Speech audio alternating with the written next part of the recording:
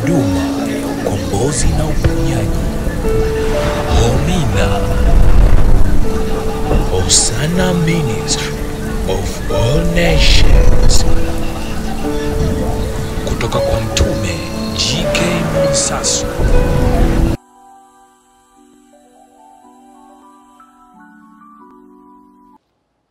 Watu wa Mungu, ujumbe tulionao leo unasema kutoa ni kupokea. Kutoa ni kupokea. Ndio ujumbe niliopewa ni ulete mbele yenu siku ya leo.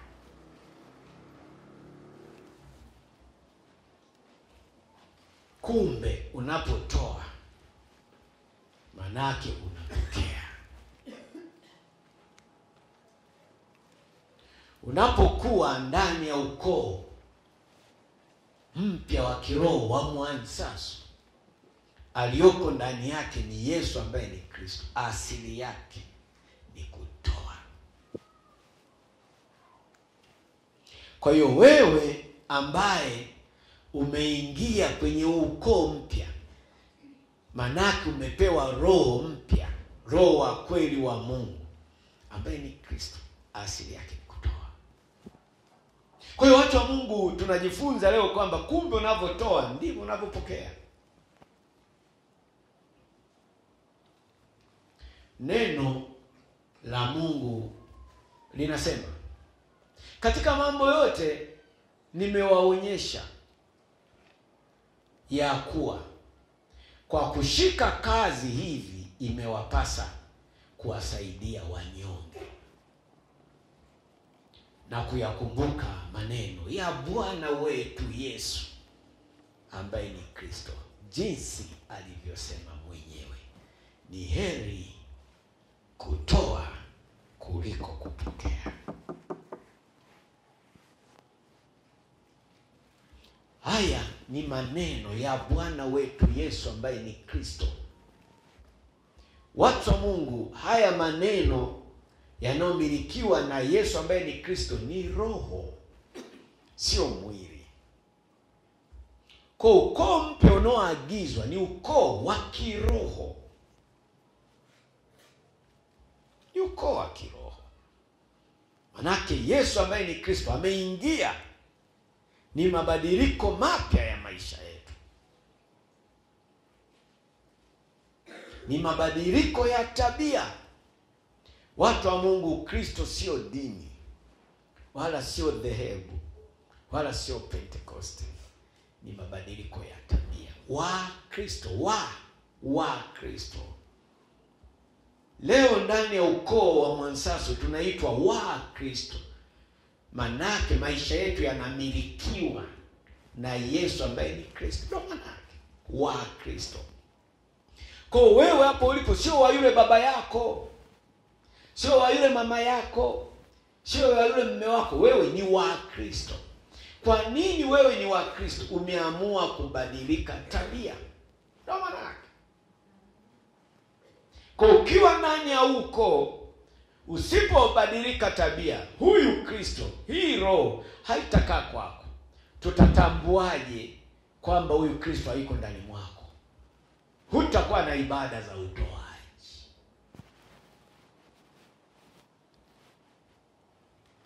Neno la Mungu linasema, katika mambo yote nimewaonyesha ya kuwa kwa kushika kazi hivi imewapasa kuwasaidia. Ni ibada katika maisha yetu. Kitu cha kwanza, jifunze kutoa. Waza kusaidia. Waza kujenga ufalme wake Mungu. Waza hayo. Anayekuwa anawaza kwa huo wakati unakuwa sio wewe. Ni ile roho mpya ya ukoo mpya iliyoamua kuingia ndani ya moyo wako. Kwa Mwansasu. Kwa tujitahidi sana ndani ya ukoo wa Mwansaso, lazima tuonyeshe mabadiliko ya tabia.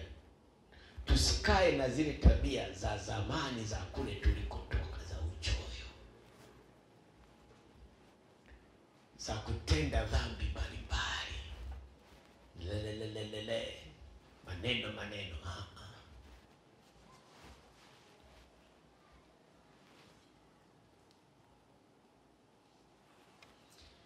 Na kukumbuka maneno ya Bwana Yesu, jinsi alivyosema mwenyewe Yesu, jinsi alivyosema, ni heri kutoa kuliko kupokea. Kanisa limezoea kumwendea Mungu, kumuomba kila kitu Mungu. Tunajifunza kumbe Mungu asili yake ni kufanyaje? Ni kutoa. Si ndio maana tunamfuata ili atupatie.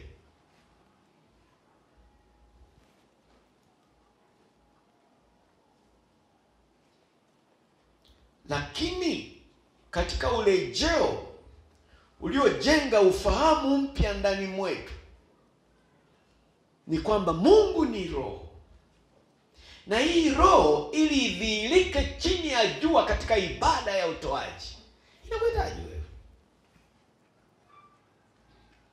Ndio maana nimewaambia hivi, Kristo anapotaka kujidhihirisha lazima atafute ukoo wenye utayari wa kumpa nafasi yeye ili aweze kuonekana.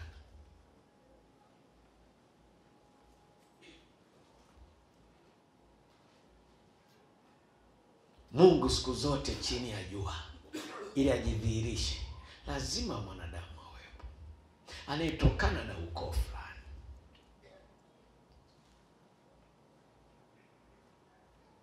Kwa unapokuwa ndani ya ukoo wa Mwansaso, tambua kwamba Kristo kuna kitu anataka akifanye. Ndio maana hili ni agizo la kwake, heri kutoa kuliko kupokea. Maana yake watu wa Mungu, tunapokuwa na roho wa utoaji ndipo Mungu anapotupatia. Ndio maana yake. Unajua sasa hivi injili hatutaki kupiga kelele mno, kwa sababu Kristo amerejea, tuna ufahamu. Tulikuwa gizani. Ndio maana kutana injili ilipigiwa kwa kelele sana, kwa sababu tulikuwa wapi? Gizani. Kwa sasa nuru imerejea, tuna mwanga, tunaona. Ufahamu. Dhambi tulizitenda ni kwa sababu hatukuwa na ufahamu. Sasa tuna ufahamu. Heri kutoa kuliko kupokea. Kwa ile hali iliyotembea na kanisa miaka mingi ya kwenda kanisani kwamba Mungu anatoa tu, hapana. Ni sahihi, Mungu kweli asili yake ni kutoa. Lakini tunaambiwa unapotoa manake unapokea.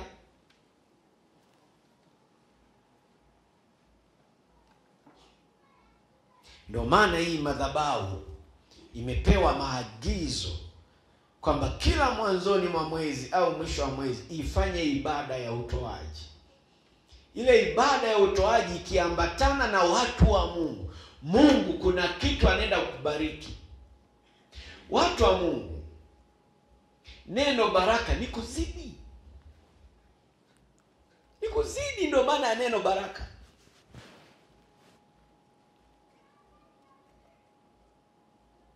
Tunapotoa tunawinda neno baraka, kubarikiwa. Tunawinda kuzidishiwa. Ndio maana yake.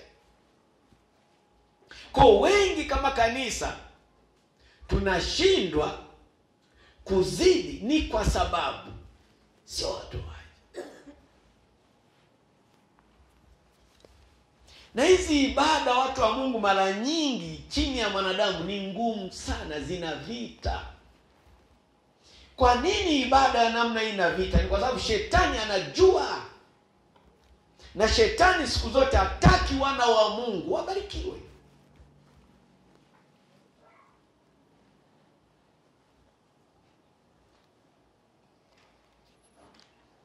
Mmenielewa watu Mungu? Ukiwa na mkono mfupi hutatoka hapo ulipo. Hili lazima niseme. Unajua wengi watu tunaenda tu makanisani, nataka kubarikiwa. Ndio maana mnakutana na ibada za miujiza ya kishetani. Unajua watu kanisa bado hawajajua. Watu wengi hawajajua.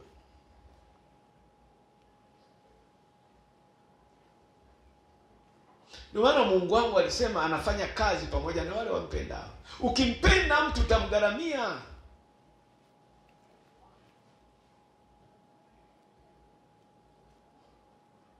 Anafanya kazi pamoja na wale wampendao. Nani mwenye asili ya upendo? Ni Kristo. Kwa Kristo akikaa ndani ya moyo wako, ambao ndio hili tunda lililoitwa upendo, hakika ile roho ya utoaji. Unajua utoaji nalo ni tunda linalotokana na mti unaoitwa Kristo. Manake ni asili ya mti.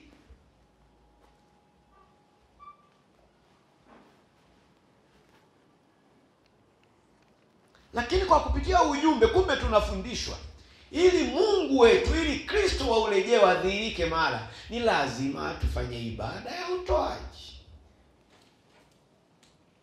kwa sababu yeye ni asili yake. Unaponyosha mkono wako kutoa, Mungu naye atanyosha mkono wake ili akupe chochote unachokihitaji. Mimi naleta maarifa. Si nimemwambia Kristo amerejea? Usipofuata haya kuka leo, usitegemee kanisani. Injili nyepesi zimepitwa na wakati. Hii ni kanuni ya Mungu. Mungu ana kanuni. Hii ni kanuni moja hapo. Andika moja itakusaidia. Andika tu, unaponyosha mkono wako kutoa, unaponyosha mkono wako kutoa, lugha nyepesi, unapofanya ibada ya utoaji, kama nilivyofanya mimi asubuhi ya leo wakati wa sadaka, na wale ambao wameamini niliongozana nao wakashika ili koti, manake wameshiriki nini? Utoaji. Manake na wao kuna kitu Mungu anaenda kufanya kwao. Unaponyosha mkono wako kutoa, na Mungu naye atanyosha mkono wake ili akupe chochote unachokihitaji. Kwa nini? Mungu asili yake ni kutoa. Ndio maana kanisa linakimbilia makanisani kwenda kumuomba nani? Mungu. Kwa sababu Mungu anavyo. Mungu asili yake anavitoa. Lakini ili huyu Mungu asili yake itimie, atoe kwako, anataka kuona ukiwa unatoa. Unaponyosha mkono wako kutoa, na Mungu naye ananyosha mkono wake ili akupe chochote unachokihitaji. Tunajifunza kumbe Mungu naye ana mkono. Kumbe Mungu naye ana mkono bwana. Afu kumbe Mungu yeye ni mtoaji, ndio maana tunamiminika kwake. Tunajaa kwake. Mimi nipe uhai, mimi nipe uzima, mimi nipe mme. Akupe babu yako.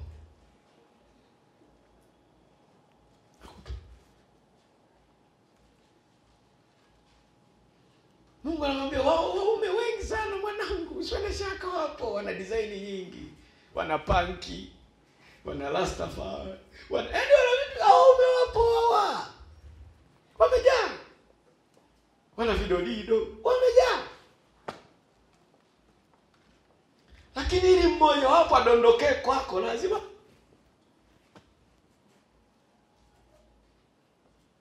maana anasema wanawake wakiwa na wewe mwanaume baili wanakaa pembeni.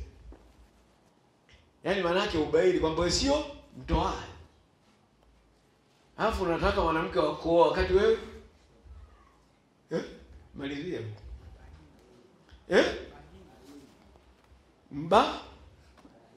Tutumie nitumie lugha rahisi, mkono wako mfupi.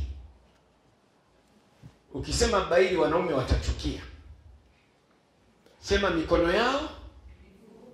Mwambie jirani yako hapo, mkono wa wanaume.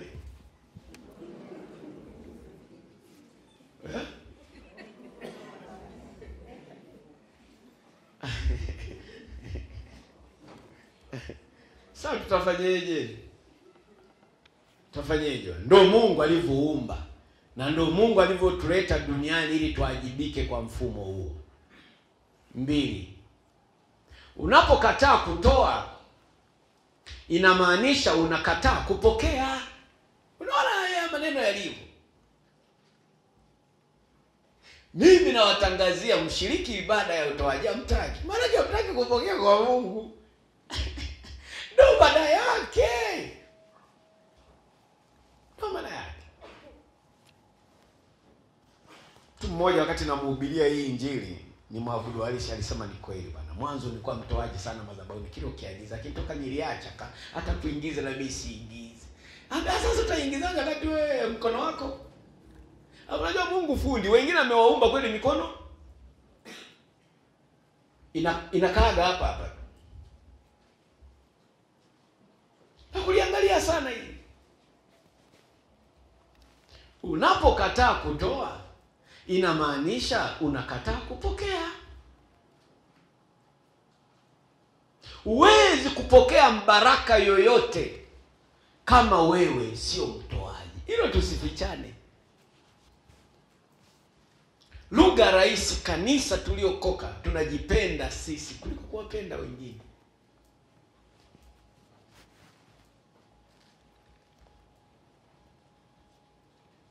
Yaani kwa Kristo ukijipenda kwanza wewe kuliko mwingine usitegemee. Ni kanuni. Ni utaratibu. Unapokataa kushiriki ibada ya utoaji, maana yake unakataa kubarikiwa. Unakataa kubarikiwa.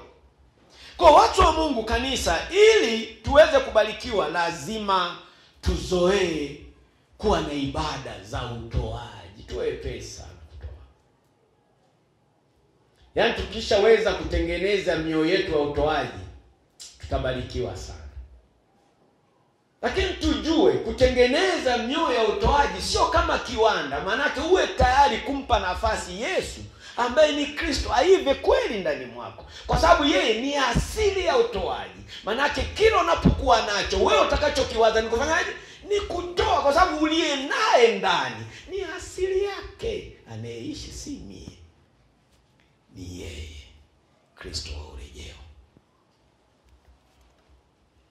Lakini ukijithamini wewe, ukijipenda wewe, hutakuja kubarikiwa kama. Wengi watu wa Mungu waliobarikiwa ni wale ambao asili yao ni kutoa. Na asili ya hii ibada ni ya kwake Mungu. Ndio maana kwenye neno la Mungu lililoko ndani ya Biblia tunamwona Kornelio. Kornelio hakuokoka kama wewe, lakini yeye asili yake alifanya ibada za utoaji, na katika zile ibada alibarikiwa zaidi ingawa hakuokoka. Kwa nini Kornelio alifanya ibada za namna ile chini ya jua? Mungu alitaka kujidhihirisha chini ya jua. Mungu. Kwa wewe kama unaliingia uokovu, ni vitu tofauti. Tunamwona Kornelio hakuokoka, lakini aliweza kubarikiwa. Nini nguzo iliyomfanya Kornelio abarikiwe? Alikuwa mtoaji.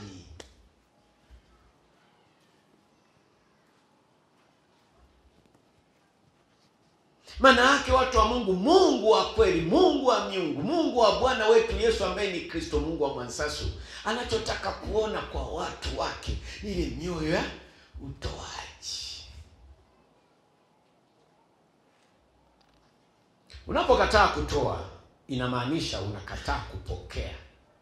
Huwezi kupokea baraka yoyote kama wewe sio mtoaji. Huwezi ukapokea baraka yoyote ile, nisikuibie wala nisikudanganye, kama wewe huna asili ya kutoa. Nimewafundisha sana, kutoa ni neno pana. Hata unapoamka, amka na pipi. Mpe mtoto pipi. Toa mtu. Nusu kategwa na Mungu, maombi ni makali kila mara, yana matokeo. Ni kwa sababu wewe mkono wako ni mfupi. Lakini unaweza kaamka asubuhi ukakutana na mtu yuko mlangoni kwako, anaomba pewe. Kumbe ndio mwanzo wa ibada kwako. Na niwaambie, ibada ya kweli ambayo huyo mtu atakuwa ametumwa na Mungu, manake usiku ulionyeshwa. Mungu, watu wa Mungu, Mungu wa kweli, Mungu wa urejeo, hawezi akakuletea kitu ambacho yeye hajakwambia wewe. Ukiona hujaota usiku naamka tu from nowhere mtu anataka umpe, hiyo sio ibada. Na yeye nawapa maarifa. Kwa sababu shetani ni jeuri. Anajua ili wiki unatakiwa kubarikiwa, anatangulia yeye kukumaliza. Ndio maana ukutana na watu barabarani wanatoa ovyo tu. Kisha umemkuta mtu kiwete sio anasukuma na kibesika, sio huko haina kutoa, ile ni ibada. Huyo barabarani uliyempa amebeba nini ndani? Amebeba ubarikio. Baba, mnielewe vizuri. Tunapotoa manake tunatafuta nini? Kubarikiwa. Huyo nempa amebeba madhabahu gani ndani ya moyo?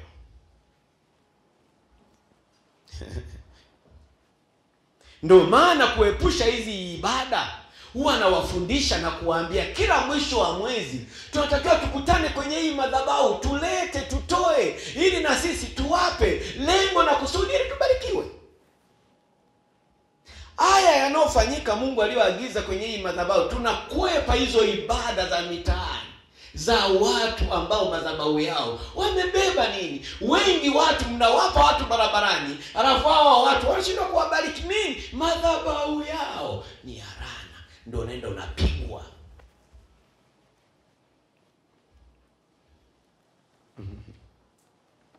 Neno la Mungu linasema, katika mambo yote nimewaonyesha ya kuwa kushika kazi hivi imewapasa kuwasaidia wanyonge na kuyakumbuka maneno ya Bwana Yesu, jinsi alivyosema mwenyewe, ni heri kutoa kuliko kupokea. Kuna mtu anaweza kawepo kwenye hii madhabahu kwa muda mrefu, anapitia changamoto fulani, anajengwa. Na katika kujengwa yule mtu, unajengwa wewe katika utoaji. Mungu ana uwezo wa kukuagiza umsaidie mtu yuko humu. Tuwe na moyo mwepesi. Kuna mtu hapa atapitia kipindi kigumu, lengo na kusudi uvushwe wewe. Ila mimi sitaki nipitie mimi. Mimi sitaki. Mimi nataka mpitiage nyinyi ili mimi niwe nawapa. Amina mama, tutakupa tu. Mimi nawaambia kweli. Mimi sitaki nipitie kipindi kigumu ili mnipe, sitaki. Ila wako ambao watapokea hiyo roho, Mungu atawatengeneza na atamtengeneza mtu. Mimi nataka Mungu alitengeneze mimi kwa kupitia wewe, upitie kipindi kigumu ili mimi nikupe, ili mimi nibarikiwe. Hamjanielewa? Maisha yangu ndani ya Mungu na winda kubarikiwa. Ndio maana niwe nacho, nisiwe nacho, mimi nang'ang'ana kutoa. Lengo na kusudi nibarikiwe. Jueni maana ya kubarikiwa. Baraka ni kuzidi, hiki nilicho nacho kizidi. Na katika kuzidi kwangu niwe natoa zaidi. Maanake unapotoa zaidi ndipo unapobarikiwa. Amka nyinyi, Kristo amerejea. Ukoo wa Mwasaso ni ufahamu mpya. Shetani amefungwa miaka 1000, amegongwa muhuri kwamba ni baba uongo, manake kwake hakuna kitu. Amina. Leo tunajifunza, tunagundua kwamba kila kitu kiko kwa nani? Kwa ya kuridhishana. Ni injili iliyo wazi. Utamu wa ngoma ingia ucheze. Hebu anza kufanya. Mimi ni mtume, nimetumwa watu wa Mungu. Niamini. Anenena si mie. Ni yule Roho wa kweli wa Mungu aliyemfufua Kristo. Lakini yule Roho mara nyingi popote anapoachiliwa na Mungu ili anene kitu, watu wao waamini. Ndio maana hadi leo watu waamini kwamba Yesu alikufa akafufuka. Ndio asili ya ile Roho. Kwa hiyo ili wewe ubebe imani kwamba nene hapa sio huyu unayemwona, ni yule Roho wa kweli wa Mungu, unahitaji neema. Kwa sababu ni asili. Hadi leo hii watu hawaamini kwamba Yesu alikufa akafufuka.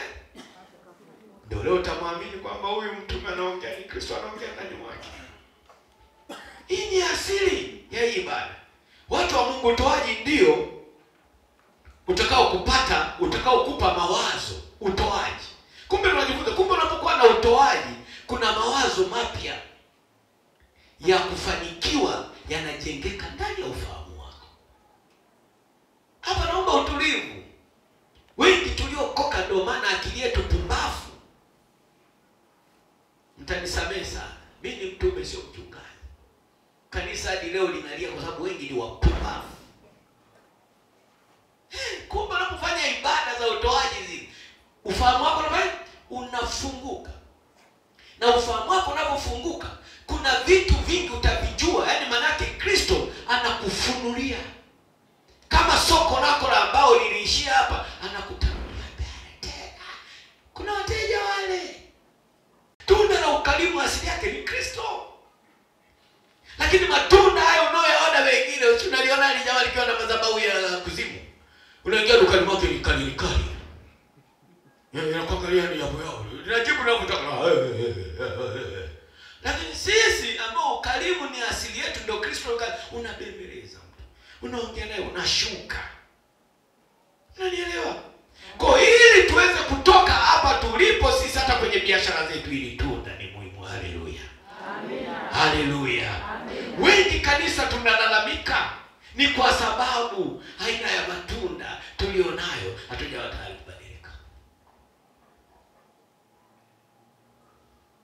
Mara nyingi watoaji wanaofanya sana hizi ibada za kutoa wanapata sana mawazo mapya, ubunifu.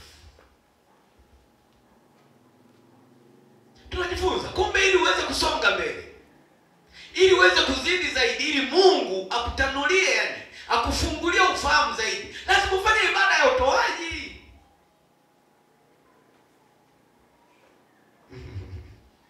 Mawazo mapya ya kufanikiwa. Pia ili uwe na wazo zuri, ni lazima ujitahidi kufanya ibada ya utoaji.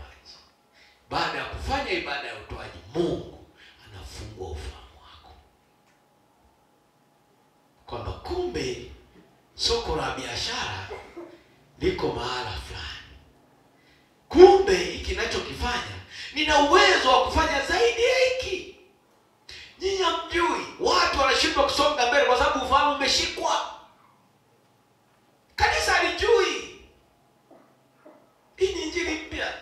Ndio maana urejeo wa Yesu ambaye ni Kristo, tunafunguliwa nini? Ufahamu.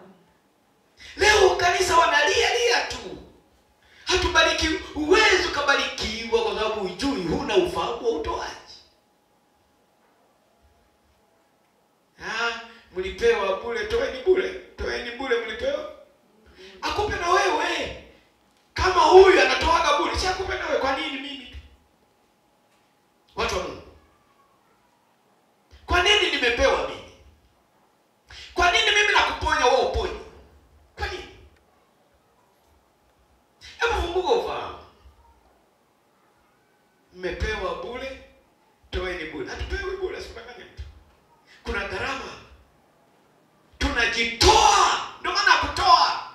Tumejitoa kwa ajili ya Kristo. Tumeachana na hii dunia tabu ya msendo wa ziara. Acha. Lakini tumeacha hii dunia. Maana yake tumejitoa kwa ajili ya kumdhibitisha nani? Ndio maana naye anaachilia kitu. Sasa ukianza kusema kwa Yesu ambaye ni Kristo ni bure, wewe una ufahamu upewe na ungepewa. Watu wa Mungu, ningependa mjue na tumtambue aina ya Mungu ambaye ametuita asili yake, kanuni yake, ili aweze kukupatia. Anahitaji ufanye nini? Watoaji ndio wanaopata mawazo mapya ya kufanikiwa. Mawazo mapya, wazo la biashara.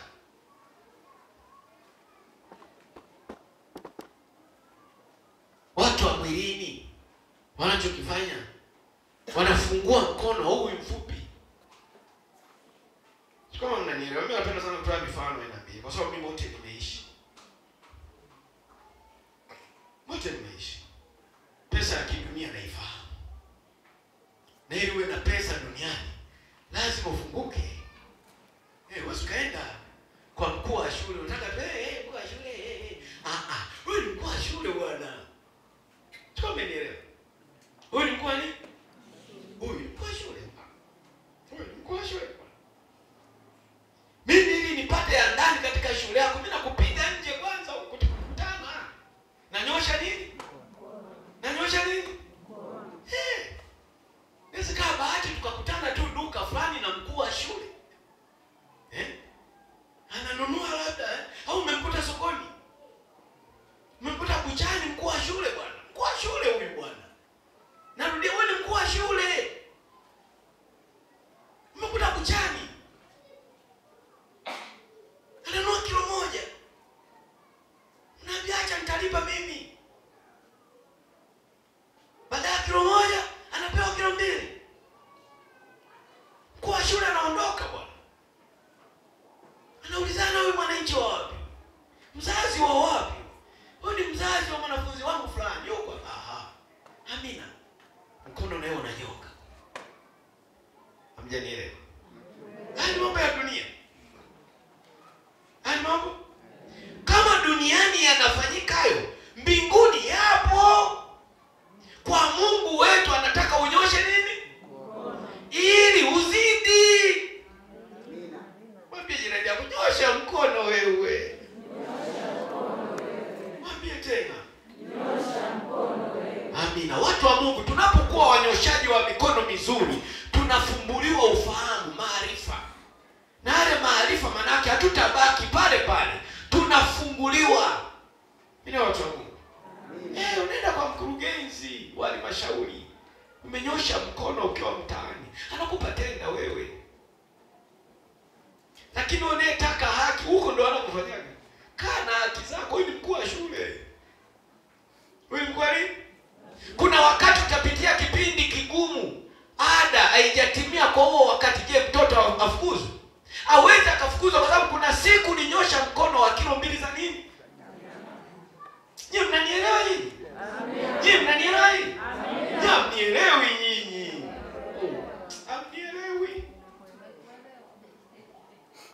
Watoaji ndio wanaopata mawazo ya kupokea, mawazo mapya ya kufanikiwa.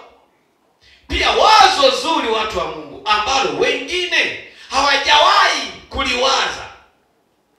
Kumbe Mungu anaweza kaachilia wazo jipya kwako wewe. Ni kwa sababu ameona wewe. Wale ambao sio watoaji, hakuna jipya. Kuna siku mtanielewa. Watu wa Mungu, wachoyo hawana mawazo mapya. Wachoyo hawana mawazo mapya. Vile kila siku. Vile. Taishia lawama. Taishia shida tu. Taishia wale. Wewe. Sitaki sana kusema, lakini nitasema sana.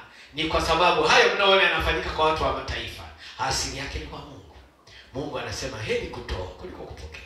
Ili uweze kubarikiwa, mtu wa Mungu, lazima uwe na mkono wa utoaji. Haleluya. Amina. Haleluya.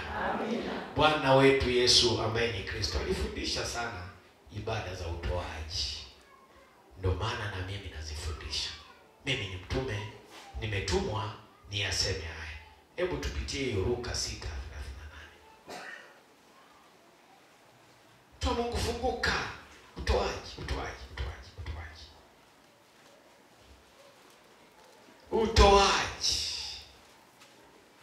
Utoaji watu wa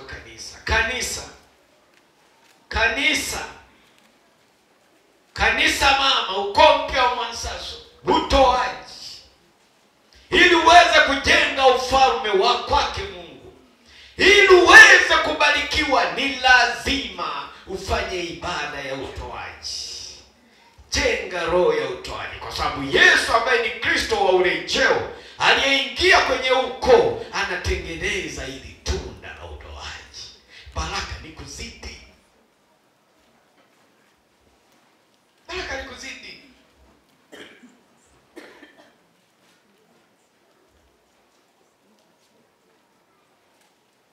Kumbe tunapotoa tunafuta roho ya uchoyo. Ili nitaka mlijue, unapofanya ibada ya utoaji unaondoa roho ya nini? Ni kwa sababu asili ya koo tulizotoka ni uchoyo. Mbegu iliyoharibika asili yake ni uchoyo. Ndio maana mnaleta vitu hapa.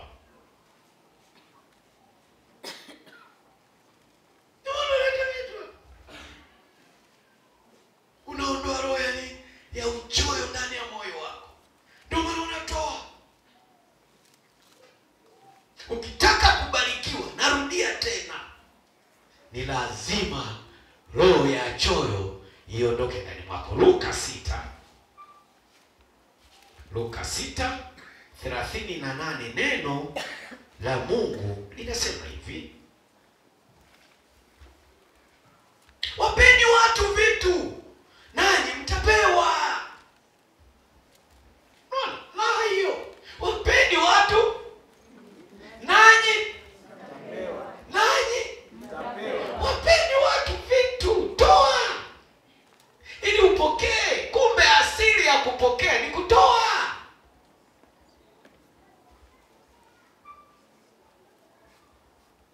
Weka jaribu maisha mengine, kaisha sana pesa mfukoni mwako, ikae huko uone kama utapata nini. Lakini sio kwa mfukoni, utatafuta wewe, utaanza kufanya kazi ya kutokea ili upate nini? Ndio maana wabairi siku zote hata maendeleo waona. Wapeni vitu watu. Ni neno hilo. Ni Yesu anafundisha ndani ya ukoo mpya lazima tufanye ibada kama hii. Wapeni watu vitu nanyi mtapewa, kipimo cha kujaa na kushindiliwa. Wanataka ujazwe tu. Unajua kanisa wale. Sasa utafanyaje? Ndiko mlikokulia, ndio injili mlioipokea, utafanyaje? Wapeni watu vitu nanyi mtapewa, kipimo cha kujaa na kushindiliwa na kusukwa hata kumwagika, hata itathimini.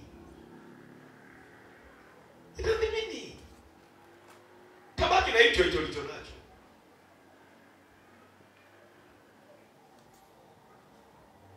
Na hasara yake hata mwakani hutavuna. Ukilima hutavuna.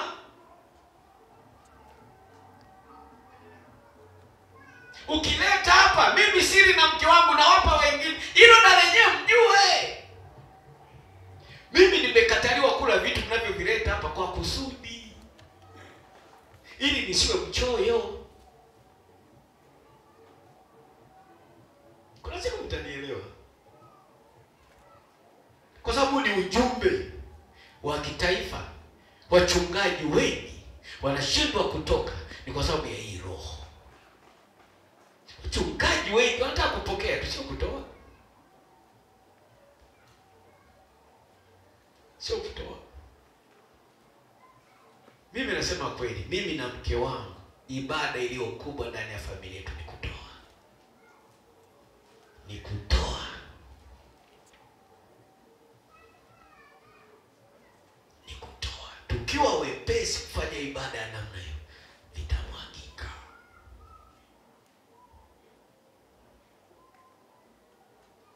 Tengeneza familia mpya. Ukoo Mwansasu unataka kuwa watoaji. Lengo na kusudi, tunataka kubarikiwa mama. Narudia tena, ni ujumbe wa kitaifa unaruka redioni. Wachungaji wengi wanakuwa masikini, wanashindwa kutoka hapo walipo kwa sababu wao wanataka kupokea tu.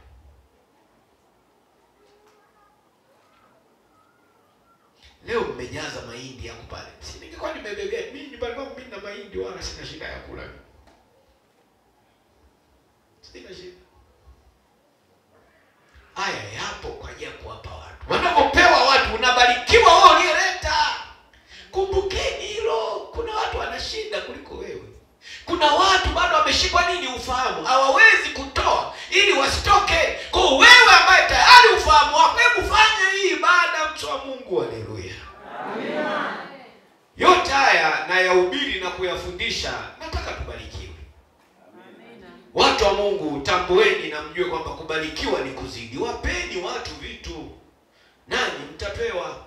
Kipimo cha kujaa na kushindiliwa na kusukwa hata kumwagika, hata hutapungukiwa. Tunapungukiwa ndani ya nyumba zetu kwa sababu ni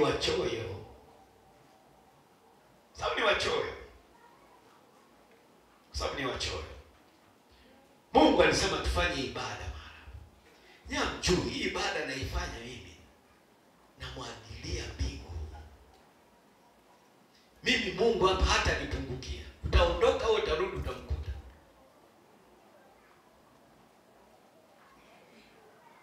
Na kuna muda na mimi najaribiwa.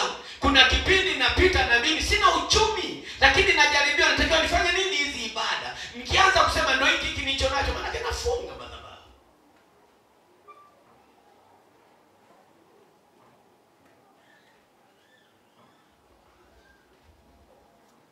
Bwana wetu Yesu ambaye ni Kristo alitufundisha sana kuhusu utoaji. Akasema wapeni watu vitu, nanyi mtapewa kipimo cha kujaa na kushindiliwa na kusukwa hata kumwagika. Ndicho watu watakachowapa vifuani mwenu. Kwa kuwa kipimo kile upimacho ndicho utakachopimiwa. Kama wewe sadaka yako ni 1,000, utapata 1,000. Uwezi ukaenda na ATM card benki kuchukua 10,000 wakati kuna 1,000. Amka wewe. Unataka hazina ya mbinguni ikupe milioni aliyoweka na Patson. Yaani Patson ameweka milioni hapo upewe wewe. Wewe vipi bwana? Hii weka na wewe. Wewe si ni wa bukubuku. Utavuna bukubuku. Tunatolea mfano vichache. Haviwezi vikajaa kwako. Wewe kila siku havitoshi, ni kwa sababu ya namna. Hamjanielewa? Muulize jirani yako, umemuelewa mtume? Anasemaje? Ningekuwa mimi naambia mtume mimi sinakuelewa. Ningekuwa mimi nasema Mungu alisema nikukumbushe. Alisema kwa nini wewe? Kwa nini asiwe huyu? Kwa nini asiwe huyu? Maana yake kuna mahali umekwama wewe kwa sababu ni mchoyo.